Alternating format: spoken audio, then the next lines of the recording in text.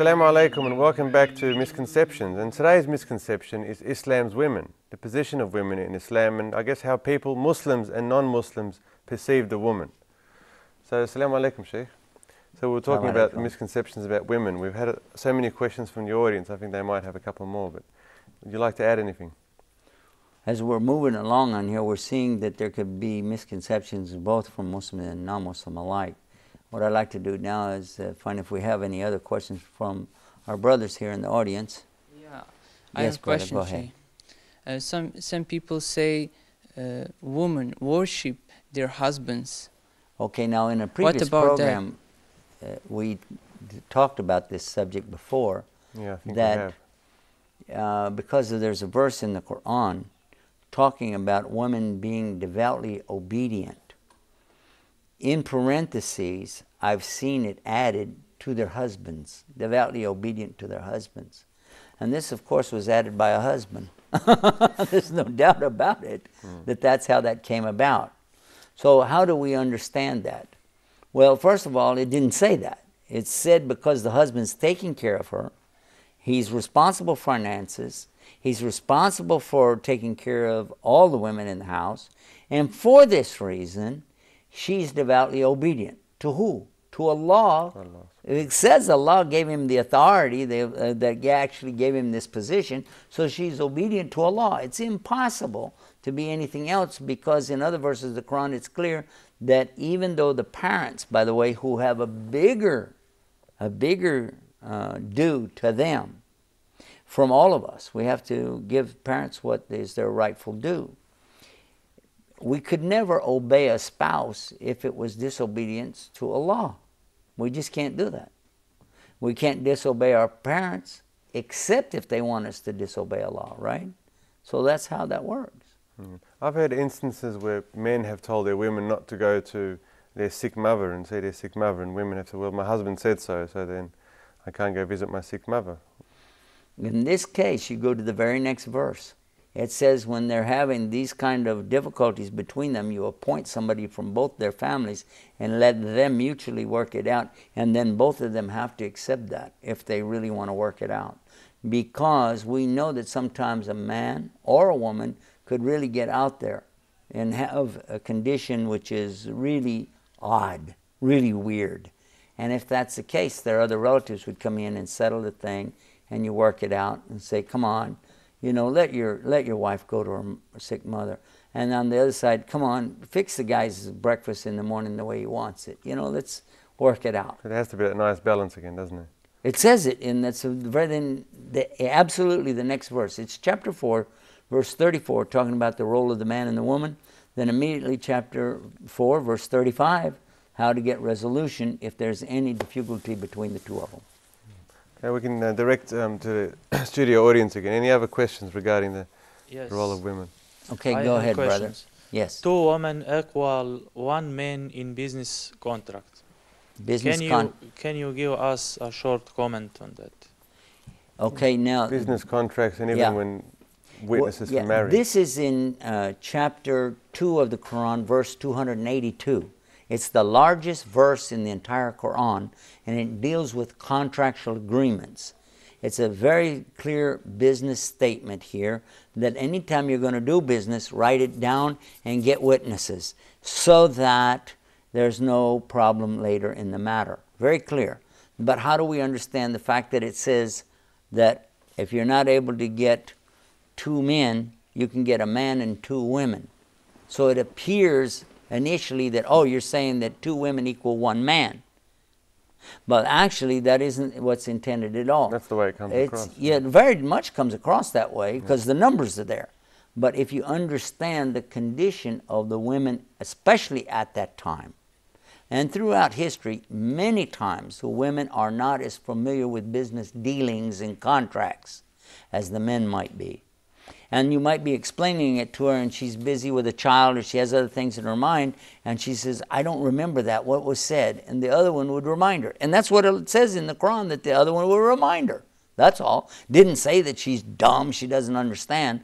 But if there was any distraction whatsoever, you've got 3 witnesses now just to be sure. That's all. Not saying one's better than the other. Never was implied that way. And there is historical evidence to the contrary that for sure women are plenty good to do business. Because if we go back to what I said earlier, Khadija, the first wife of the Prophet ﷺ, she was herself one of the best business women maybe in history. There's no doubt about it. That's very important, Sheikh, that you mentioned that. I didn't know to that detail. It's very important, yeah. Because a lot of people do take it as the man is better than the woman and you need two men.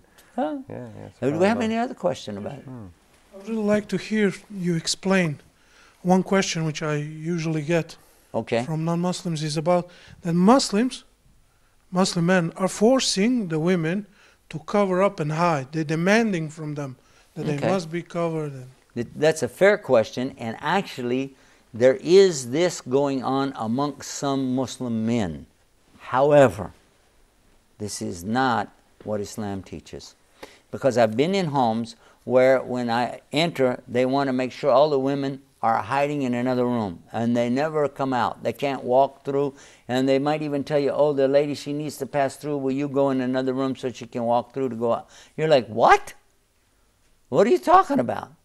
Because at the time of the Prophet Muhammad, peace be upon him, there wasn't anything like this, that women, except for his wives. Now, his wives were different because these are the mothers of believers.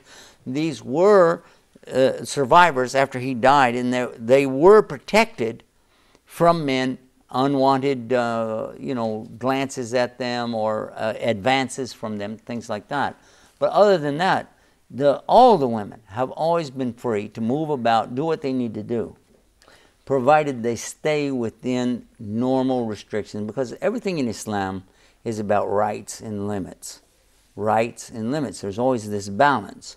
So in some cases where people get too familiar, it causes problems, jealousies, envy, and unwanted advances. So we don't really want to put anybody in that position. You might say, well, then nothing will happen, but you don't know that. Like the Prophet, peace be upon him, told us never to have a man and a woman alone together, because if a man and a woman are alone together, the devil will be the third. And he will come to people and cause them to have these kind of thoughts. So it's better just to protect yourself.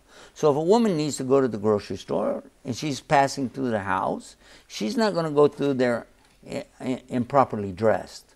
So we do have a dress code, yes, but it is not that she's being forced. She's doing it because she wants to be protected. One of the things I hear women say is, I want to be recognized for my mind, for my talents, not for the shape of my body. And that's what the covering is for. That's what the protection is for. Even when they pray, we put a wall up somewhere so that they can pray behind it. That way they can remove their covering if they would like to, when they're listening to a talk. Maybe they have a child, they want to nurse their child. How can they do that? So this is why we erect these partitions, not to bother them, but actually to help them. Not to necessarily oppress them and put women in a... Actually, two women came to Islam from this very thing. And what happened was, they came and asked me, why you have this partition here? And so I got to ask them about their religion. Well, for them, they have, their best women are the nuns who absolutely wear almost the same clothing that our good women wear. But they cannot get married. And I asked them, can they have children? They said, no, they can't have children. I said, why? They said, because they can't get married. I said, why can't they get married? They said, because they're married to God. Yeah. I said, whoa, all of them? Whoa, you shouldn't have a problem with us having more than one wife then. Now, what I asked them about, if the best of your women can't get married, the best of your men can't get married, they're priests and preachers and so on, they can't get married. So if the best men and the best women can't get married and have children, that means only the worst of your people are getting married and having children, right? What kind of society are you going to So what kind of society, exactly. And so I said, now you're worried about a partition we erected to protect our women, to give them a place that they can relax and nurse their children. And I'm asking you now, why do you have a partition between common sense and your society?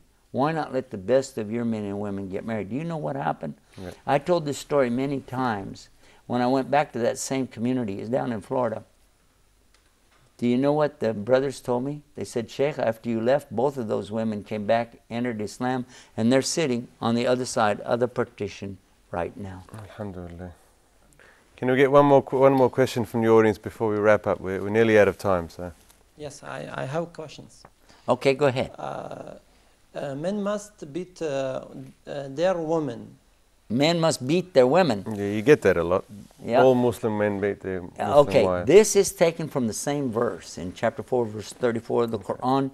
They translated وَضْرِبُهُنَّ as beating your women. And this is Muslims who mistranslated it. Strike, beat, scourge, all of these words were used. But the most correct opinion on this one, inshallah, God knows best, is that daraba can only mean at the maximum a touching on them, similar to the way a doctor examines a patient. And when they do, it's called percuss, actually. We have it on our website on Islam's Women. If anybody want to go to the website, islamswomen.com. Yeah. Okay. But anyway, this is where a man actually taps his own hand. So even if you went up and said like that, but it's your own hand you hit, but not her. You can't do that. You can't leave a mark on her.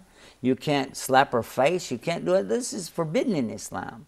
And more than likely, though, it also implies a stronger admonition toward correcting a problem. Okay, well, we've run out of time once again, unfortunately. We've spoken a lot about women, Islam and women. Thank you very much to the studio audience. Thank you again, Sheikh Estes. Thank you for watching Misconceptions and Islam's Women. Assalamu alaikum wa rahmatullahi wa barakatuh. If you ask me who my prophet is, I will say, haven't you heard? His name is Muhammad, a mercy to the worlds, a mercy to the worlds. If you ask me who my enemy is, I will say, don't you know? If you ask me who my enemy is, he's that same old devil, that same old devil.